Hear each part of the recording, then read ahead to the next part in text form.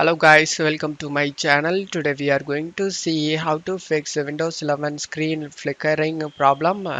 Let's fix it guys. Method 1 is to adjust the display refresh rate. To do this, go to search menu and type settings. Click on open it. On right side select display.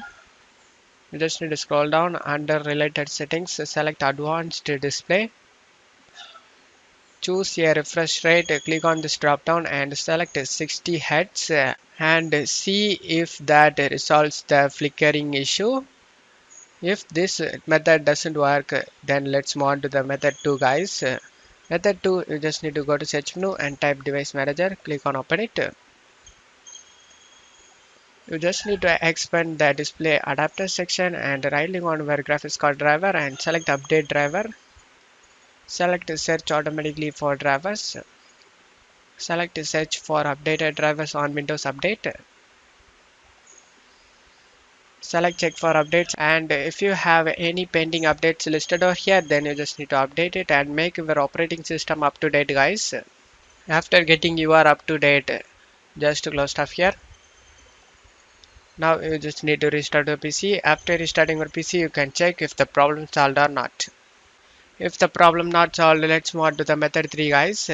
Method 3, you just need to go to search menu and type device manager, click on open it.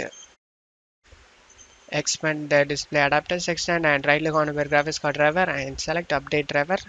Select browse my computer for drivers. Select let me pick from a list of available drivers on my computer.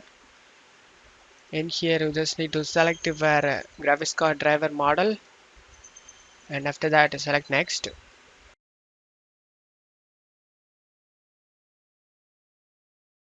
After getting updated successfully, you just need to close stuff here and go ahead and restart your PC. After restarting your PC, you can check if the problem solved or not. I hope one of these methods fixed your problem. If the video helped you, don't forget to leave a like guys. You can also subscribe me and support me guys. Thank you.